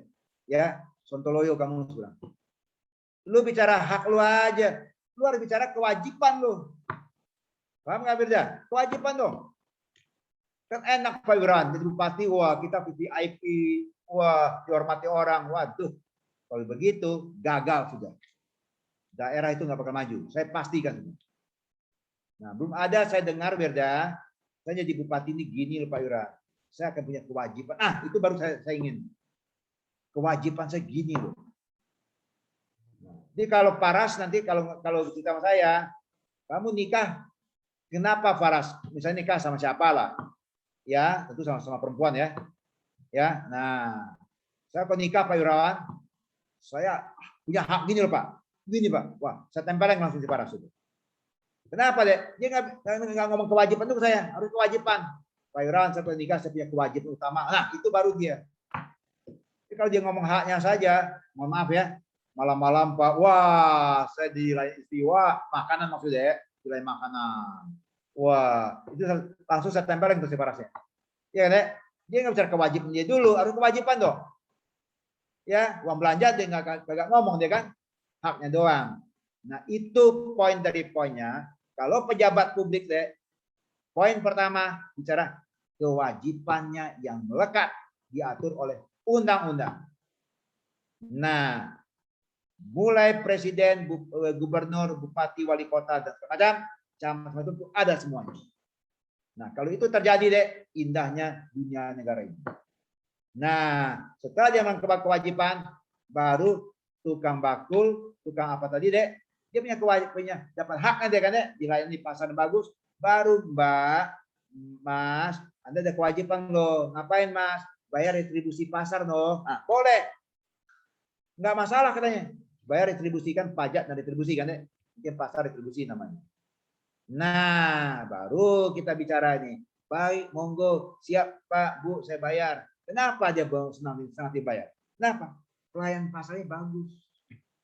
Iya deh, nyaman dijual di pasar ini. Iya pantas dia saya bayar kata dia. Punya kewajiban. Namanya kewajiban pajak atau kewajiban retribusi kan. Indah kan negara ini? Nah, itu yang saya maksud tadi deh. Ini yang nggak jalan. Minimal pengalaman Pak Wiran sendiri di Kementerian Keuangan. Minimal ya, Pak Wiran kan punya pengalaman hidup. Itu salah satu Pak Wiran berhenti dengan hormat. Ya, tentu ini diceritakan supaya Anda jadi orang ASN yang baik, dia publik yang baik, gitu ya. Karena Anda bertanggung jawab semuanya itu. Anda dikasih ilmu untuk mengabdi, tapi nggak ada jalan kan, ya susah dong. Ya, habisnya semena-mena, waduh, ya kasihan dong. Nah, itu ya. Nangkap ya, ambil poinnya deh ya. Pembicara Pak Wiran itu ambil poinnya. Semua pembicara Pak Wiran itu penuh dengan poin-poin keilmuannya. Ya, dan nilai-nilai kehidupan. Nah, itulah poin dari menguasai hukum. Kalau dia nggak menguasai hukum seperti itu tadi, yang Bupati Wali Kota Pak Wiran diskusi dia tuh. Oh gini Pak Wiran, kenapa jadi wali kota? Kok gini Pak? Waduh. Ya, apalagi ada wali kota lagi, calon wali kota, saya nggak sebut namanya. Nah, karena duitnya banyak Pak Wirawan, kita bisa punya istri dua. Nah, gila nggak tuh ngomongnya? Ya nggak? Ngacok ada duit banyak dari mana? Itu terjadi korupsi, Faras. Kenapa banyak wali kota bupati masuk penjara, gubernur? Nah, jawab itu. 3 wali kota gubernur yang Pak Wiran apa bupati yang Pak diskusi gitu. Nggak pernah dibicara kewajibannya dulu. Nggak ada itu. Ya, nah dari situ Pak Wiran bilang, ini orang yang memilihnya kasihan nanti. Ya, kasihan dia nyonya. Menyesal dia milih orang. Ternyata betul semua. Itu ya. Nah, oke tangkap ya. Oke tangkap semua. Jelas deh. Wirda jelas, Wirda, jelas Wirda? Jelas, Pak. Nah, Faras gimana Faras? Jelas, Pak. Ngomong Pak Wiran nih. Ngerti, Pak, ngerti. Nah, ambil hikmah deh ya. Cara diskusi Pak Wiran gitu, tapi ambil poin. Anda harus cerdas kalau kuliah dengan Pak Wiran. Tidak pakai didikte kayak karena SD. Wah, enggak lah. Ya. Nah, baik. Ada pertanyaan sebelum lanjut? Nah, silakan, jangan malu bertanya. Octavia, Sinta, silakan. Izin, Pak. Ya, silakan. Saya ini sih, Pak, tertarik mengenai tadi yang Bapak bilang kesetaraan, Pak. Dari pertanyaan ketiga, dari nomor 3 ya, Pak, pertanyaan ketiga, itu Bapak bilang pejabat itu harus sangat paham akan hukum. Sementara dia kan Idealnya banyak. ya, Dek. Ini idealnya deh. Alif ya. Iya, Pak. Idealnya harus gitu. Tapi kalau ditanya fakta gimana, Pak? Nah, itu lain. Jadi kalau kita bicara ideal bertentangan dengan fakta deh, itu namanya problem. That is problem. What is problem? Apa itu masalah? Masalah itu adalah sesuatu kesenjangan antara teori dan praktek. Banyakkah di Indonesia? Banyak. Berarti di Indonesia ini banyak masalah. Anda jangan bikin masalah baru nanti lagi. Anda masuk sebagai pejabat itu jangan bikin masalah baru. Justru Anda memperkecil masalah ini. Nah, mari Pak Wiran bicara secara filosofis. Matahari terbit sebelah mana? Teori sana kan teorinya. Prakteknya sebelah mana ya? Sama nggak teori yang praktek? Alif. Alif. Iya, Pak. Sama nggak teorinya matahari terbit sebelah mana ya? Kalian tahu lagi? Timur atau barat? Timur. Timur, Pak. Oh, untung lulus saya semuanya. Faktanya sebelah mana ya? Kalau faktanya benar, faktanya tetap sebelah timur kan? Iya, Pak. Nah, itu tidak ada masalah deh. Antara teori dan fakta praktek sama. that's no problem. Tidak ada gap. Nah, kalau tidak sama, itulah problem. Tadi pejabat publik, teorinya harusnya, yang Pak Wiran bilang tadi, prakteknya enggak seperti itu. Itulah terjadi gap. That is problem. Banyak kan di negara kita ini? Banyak misalnya. Anda lebih bisa jawab. Kalau banyak, berarti banyak masalah negara kita ini. Itulah tugas kita untuk menyelesaikannya. Nah, hukum perlu sini, perlu. Salah satu hukumlah membuat solusi. Nah, silakan Alif, silakan. Anda tanyakan apa? Iya Pak, kan idealnya itu para pejabat ini harus sangat paham akan hukumnya. Nah, terus mereka juga yang akan membuat kebijakan, gitu kan Pak, untuk kepentingan orang banyak. Nah, menurut saya pas Bapak bilang kesetaraan hukum, menurut saya harusnya mungkin ya Pak, ini logika sotoy saya aja ya Pak, dan lemah banget mungkin, tapi saya penasaran aja. Oke. Kesetaraan ini kan mereka itu megang kepentingan orang banyak. Sementara misalnya di hukum harusnya menurut saya itu tuh nggak bisa disamain sama orang biasa yang dia tuh berjuang mungkin buat dirinya atau keluarganya doang. Pejabat Nah, itu berjuang buat siapa loh? Kalau Mpok Minah yang di pasar-pasar tadi berjuang buat dirinya, iya kan? Logis kan? iya Pak. Iya Untuk Pak. hidup sehari-hari. Ya, anaknya 3, dia jualan. Tentu jelas itu deh. Dia nggak muluk-muluk deh untuk kebutuhan sehari-hari. Logis, logis. Nah, paham ya?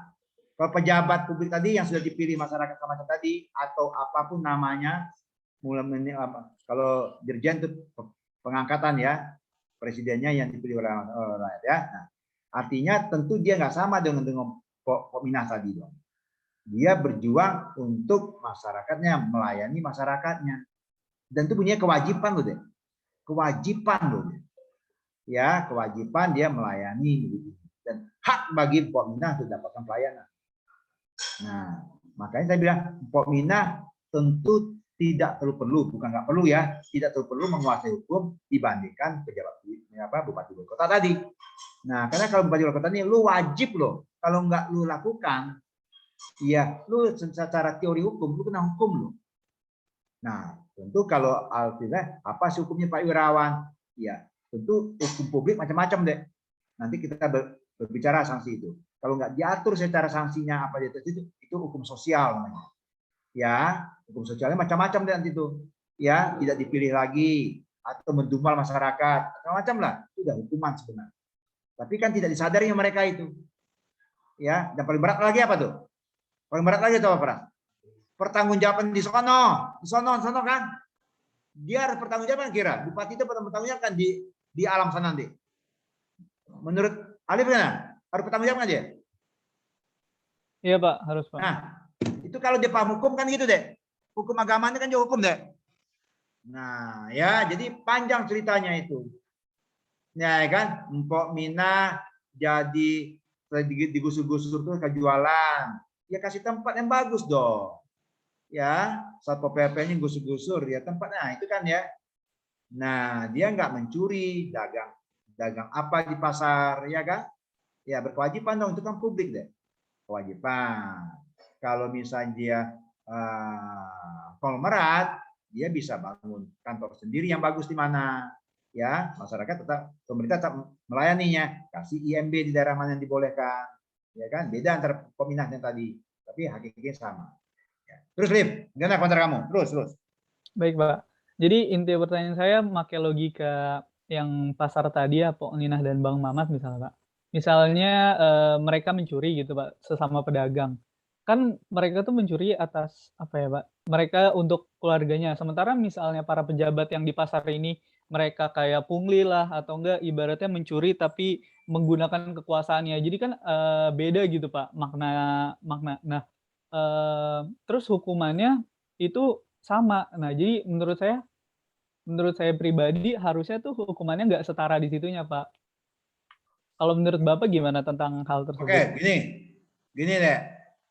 Pertama dan utama mencuri tetap salah. Terus sepakat dulu deh ya. Jangan nanti ada bilang Minah mencuri. Oh boleh itu halal. Jangan. Kita nanti salah kaprah semua. Oke.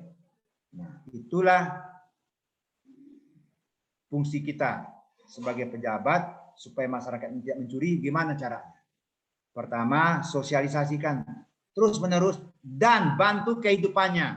Itu ya, ekonominya harus diperbagus. Teorinya gini deh, saya belajar banyak soal itu. Orang itu kalau terpenuhi kebutuhannya dengan baik deh, ya ekonominya baik, teorinya dia cenderung tidak berbuat mencuri-curi, cenderung. Tapi gimana dia sudah kaya kok masih korupsi juga Pak? Itu sudah moralnya rusak. Ya kan? Kalau peminatnya tadi, saya yakin itu, ini misalnya. Kalau kebutuhannya terpenuhi, siapa sih mau mencuri deh? Mencuri beras untuk makan kalau dia tidak bisa beli beras. Minimal terem. Ya minimal terem. Sudah terem lah. Nah, makanya pertimbangan hukum nanti akan berbeda, Alif, kalau masuk hukum ya. Ini sudah ranahnya pengadilan itu. Peminat kenapa kamu mencuri? Nah, itu macam-macam itu.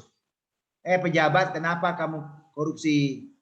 Saya kekurangan makan ini. Nggak ada cerita kurang makan itu. Nah itu sudah jelas. Kenapa kemungkinan pejabat itu korupsi itu lebih besar? Kenapa? Dia punya kekuasaan, punya kewenangan.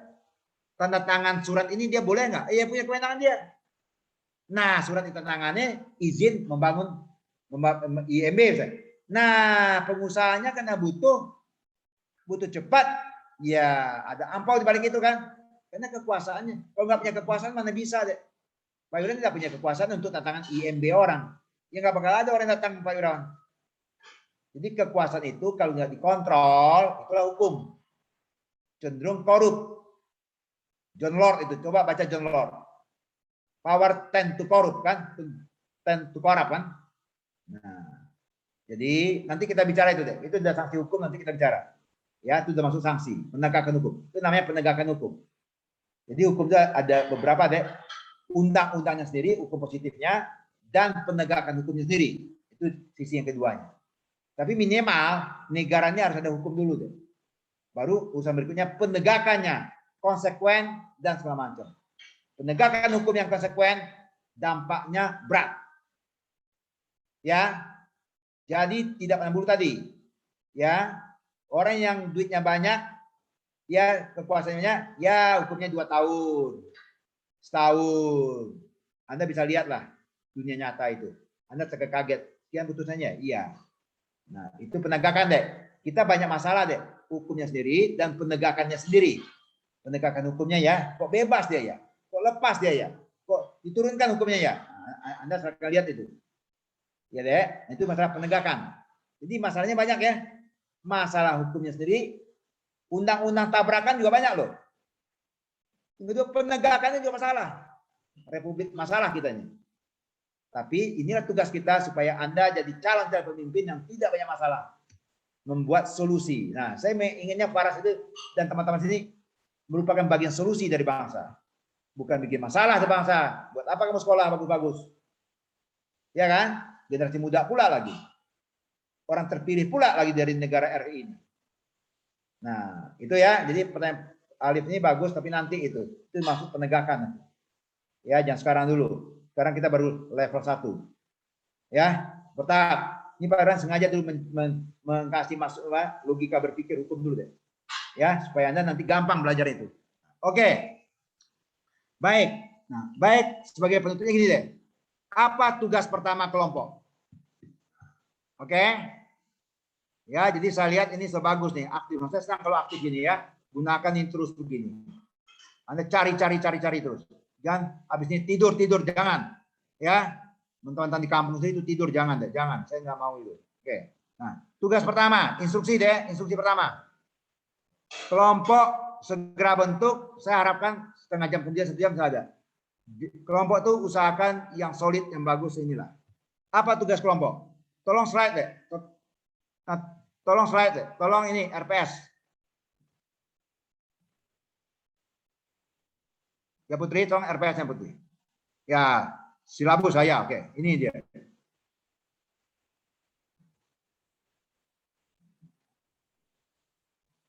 Semua file tolong diambil semua ya. Jadi teman-teman semua pegang file semua nanti ya. Nggak ada yang nggak pegang. Yang RPS ini udah terlihat belum, Pak? Belum saya, belum. Oh, sebentar ya. Menjudul doang. silabus RPS, tapi detailnya belum.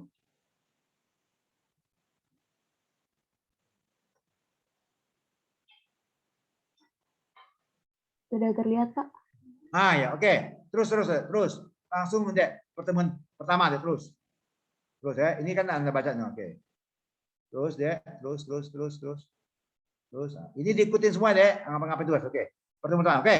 Ya, stop. Pertemuan yang pertama deh. Terus diturun dikit. Nah, oke. Lihat ya. Teman-teman semua instruksi Pak Irawan. Tolong ini pertemuan ini yang pertama kelompok-kelompok membuat ini semua. 5 kelompoknya. Kelompok 1 buat, kelompok 2 buat. Oh sama Pak, sama. Tapi jangan nyontek-nyontek. Ya gampang aja, sebelum kelompok 1 bikin, nanti kelompok 2, kelompok ini copy paste. Pak Wiran nggak mau. Ini Pak Wiran nilai. Jadi Anda siapkan materi sendiri. Wah, enak kuliah gini ya. Bukan Pak Wiran yang nyiapin kan? Nah itu saya paksa sekarang. Ya, Putri kelompok berapa misalnya? Nah, ada 5 berapa orang anggotanya itu? 6 nih saya. Jadi 5 atau 6 ya. Nah itu. Nah, Anda bikin materi kuliah ini. Jadi bukan Pak Wiran yang bikin loh. Pengertian perusahaan. Nah, yuk Putri bikin. Ya supaya gampangnya bisa begini deh. Kan ber-5 orang kan, ber-6 kan, bagi aja. Putri bagian pengertian perusahaan. Faras misalnya lu cari ya, Faras unsur-unsur perusahaan ya. Siapa lagi? Ya, ya, Wildan misalnya. Oke, bentuk-bentuk. Nah, bagi aja gitu deh. Itu lebih bagus. Jadi dalam. Tapi jangan nanti bisa Putri bagian pengertian perusahaan adalah bla bla titik selesai. Cuma 2 hari selesai. Enggak, itu Pak Iran nggak mau gitu. Pengertian perusahaan menurut siapa? John Lord. Pengertian perusahaan menurut siapa? Profesor apa? Pengertian perusahaan menurut apa? Banyak. Habis banyak, baru Putri state. Poinnya apa? Pengertian perusahaan menurut kelompok Putri. Nah, kelompok 1 deh. Ini dari pendapat 5 pakar-pakar atau 6 pakar, terserah Putri nanti. Ya, atau kelompok lain ya. Nah, ambil pengertiannya deh. Nah, Putri punya kelompoknya punya pendapat sendiri. Pengertian perusahaan menurut kelompok 1. Nanti pengertian perusahaan menurut kelompok 2. Bisa Faras kelompok 2. Oke, paham ya? Jadi Anda jangan telan aja pendapat orang semua deh. Jadi saya nggak mau itu. Anda anak stan loh, anak yang cerdas loh. Ya, boleh Anda diskusikan. Gue udah lihat ada 6 pengertian perusahaan nih. Lempar ke grup Anda, ke kelompok Anda. Kalau menurut lu gimana nih pengertian perusahaan? Apa yang kita ambil? Nah, berdebat Anda ini oke. Paham ya? Jadi Pak Wiran tuh membuka Anda debat di kelompok grup, bukan grup ya, kelompok Anda tadi. Itu yang diambil. Jadi hasil ini nanti hasil kelompok loh. Ya Paras ya. Jadi hasil kelompok loh nih. Tentu hasil kelompok lebih bagus pada hasil pribadi. Nah, oke jelas. Ingat ya, Pak Wiran nggak mau satu kelompok bikin habisnya copy paste. Enggak, Pak Wiran akan adu nih. Ya sebentar seperti tadi.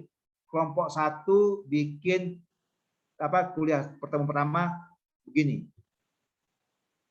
Oke. Kelompok 2 begini. Nanti Pak Wiran akan baca semua deh. Mana yang terbaik di antara yang ada? Di antara yang baik ya. Saya anggap ini semua baik. Terbaik. Nanti nilainya nilai kelompok deh ya. Jadi kalau misalnya umpama kelompok Putri yang terbaik. Tentu ingat terbaik Pak Wiran itu ada kriteria deh ya. Dasar teorinya ada, dasar hukumnya ada, pendapat. Nah, itu semua. Uraian dia juga ada. Kelompok Putri juga menguraikan. Ya, bukan kutip doang. Nah, seperti yang tadi kriteria bagus ini. Ini kelompok 1 ini misalnya. Bagus nih.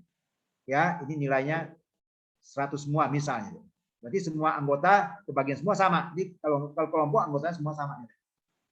Ya, jadi jangan Anda kalau Anda ribut nih, Pak yang aktif di kelompok kan gue, Pak. Itu urusan Anda itu. Saya nggak mau tahu ya. Makanya Anda kerjasama yang baik. Jangan culas-culas deh. Saya maunya cuma ngetik doang, Pak. Jangan, Pak. Anda orang-orang hebat-hebat ya, Anda pintar-pintar bagi-bagi. Nah, oke jelas ya. Nah, jadi saya punya nanti berapa tuh? 5 materi pertemuan pertama kan? 5. Nanti Pak Wiran tinggal baca. Wah, ini bagus nih. Nah, wah ini bagus, ini agak kurang misalnya. Ya. Oke, jelas di berusaha Anda terbaik, selalu terbaik. Oke, jelas? Nah, lihat deh. Coba terus ke bawah, Putri. Terus ke bawah, Putri. Terus sampai kita lihat ini. Jadi setiap band gitu ya, setiap materi ya. Oke, lihat ini apa sorry ini apa referensinya buku ini pakai deh. Nah, belum ya? Mana ya referensi buku mana di sini? Paling bawah biasa tuh. Di paling bawah. Nah, oh, mana ya? Pendukung ya? Buku. Oh ini. Pak, pustaka. Oh, pustaka. Nah, banyak. Silakan deh. Jadi Anda buka di internet boleh. Ini semua. Kan topik kita ini dua nih sebelum kita itu kayak hukum perusahaan. Nah, ini kira-kira bang. Jadi tadi kuliah-kuliah ada tuh. Pak, saya bisa nggak pakai hukum dagang yang lain? Boleh. Ini salah satu aja. Bukan berarti teman-teman harus bukunya Agus Sarjono. Oh, nggak harus. Farhan Faras misalnya, Pak, saya juga punya buku apa? Saya buka internet ada buku ini. Oh, boleh. Ya, buku siapa lagi?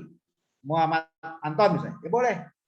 Menurut Anda yang bagus mana menurut Anda? Ya, jadi bebas aja deh. Referensi itu nggak terbukti, maka dana lain. Oke deh. Nah, hukum bisnis nanti setelah UAS. Di hukum bisnis Pak Wiran juga tulis tuh bentuk perusahaan. Tuh buku Pak Wiran yang paling bawah. Hukum bisnis tuh. Wirawan B. Ilyas. Nama Pak Wiran itu Wirawan, tapi di buku-buku di publik di koran Pak Wiran pakai B. Ilyas nama bapak orang tua.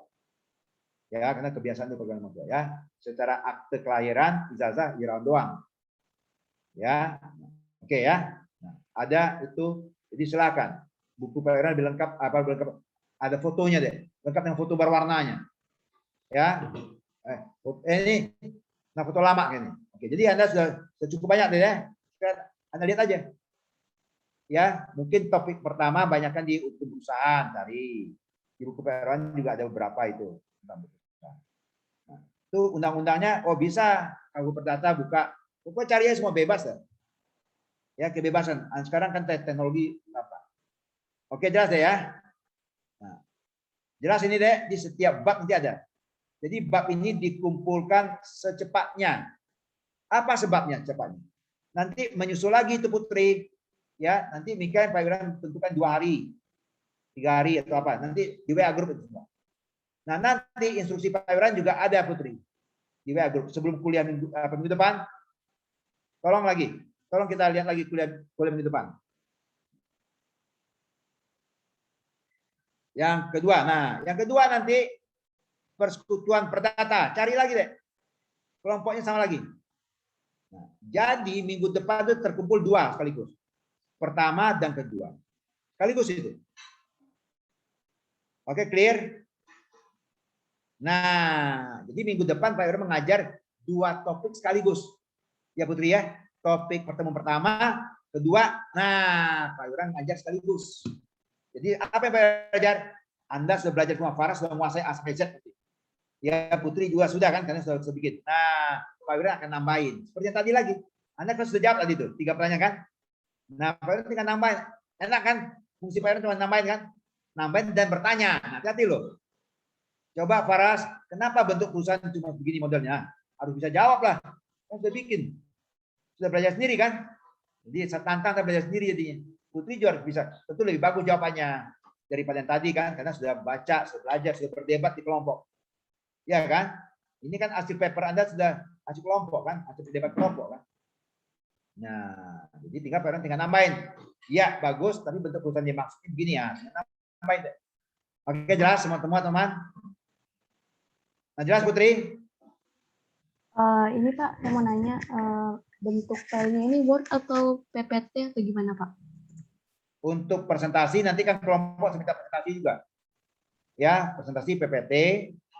Ya, untuk papernya jadi dua-dua jadinya. Jadi tolong di email nanti ke Pak Wiran ya, di email nanti alamat emailnya juga di email dua-duanya. PPT dan Word. Word itu untuk Pak Wiran file nanti jadi modul. Nanti modul ini Pak Wiran selalu gini deh, modul kelompok kelas apa nih? Ya, kelas ya, kelas apa namanya deh? Kelas berapa nih? Kelas ini Putri? 3 Pak. 53. Nah, kelas 53 tahun sekian. Nanti Pak Wiran itu nanti. Tapi semua kenang-kenangan nantinya, Paras. Jadi kalau kamu jadi pejabat nanti Pak Wiran sudah punya nih. Lo nih dulu nih ya. Nanti Pak Wiran punya semacam buku modul ya, jelas ya. Ini meninggal kenangan kamu ini saya. Ya. Nah, kan lebih bagus deh.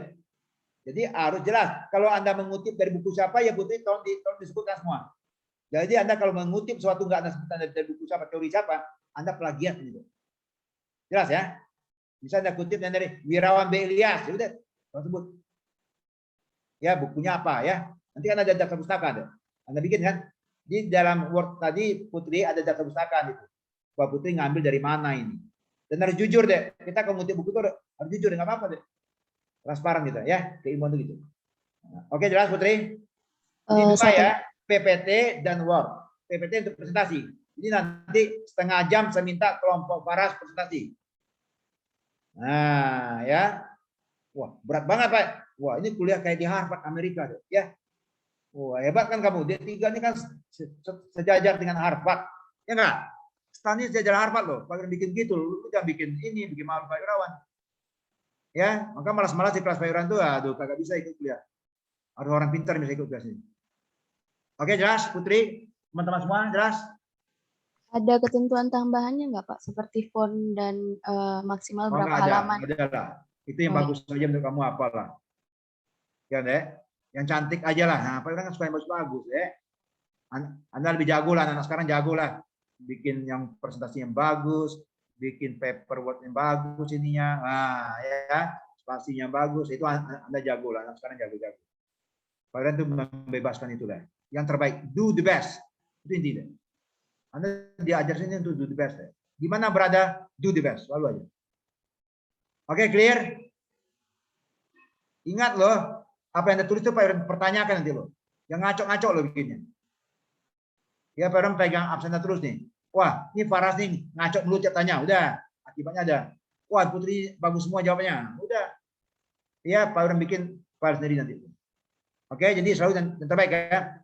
Berdebat di kelompok tidak ya. Jadi Anda berdebat di kelompok. Jangan saat ada presentasi nanti Anda saling. Enggak begitu maksudnya gitu, jangan ya. Oke? Nangkap? Semuanya nangkap deh. Sebelum kita akhiri. Sudah, Pak. Sudah, Pak. Oke, jadi cukup dulu ya. Udah lewat waktunya jam 10 ya, itulah ya. Menarik kuliahnya ini, saya senang. Anda semangat Anda, hebat-hebat Anda. Ya, dan tetap semangat ya Dimas. Jangan malas-malas. Habis kuliah lu tidur awas semuanya ya. Kalau udah bangunin di WA grup tuh. Ya, tugas belum selesai belum? Belum selesai belum gitu terus. Kalau jelek-jelek tugasnya marah saya tuh. Saya selalu orang yang terbaik maunya. Oke, teman-teman semua. Itu kira-kira yang dapat saya sampaikan hari ini, pertemuan pertama yang cukup hangat, walaupun kita berjauhan, tapi kayaknya dekat di hati. Ya, fisik jauh-jauh kan, tapi hati dekat, itu penting. Dan tetap semangat, dan rajin Anda, fokus. Saya berharap semuanya berhasil dengan nilai baik. Ya, tapi tergantung pada usaha Anda semua. Terima kasih. Selamat siang semua. Wassalamualaikum warahmatullahi wabarakatuh. Sampai ketemu, salam sehat. Oke ya. Waalaikumsalam. Terima kasih banyak Pak. Segera Putri di WA grup ya. Ya siapa grup-grupnya segera. Seperti instruksi saya nanti sama-samanya di WA grup. Ya hari ini kalau dapat ya. Terima kasih semua. Sampai ketemu ya. Baik.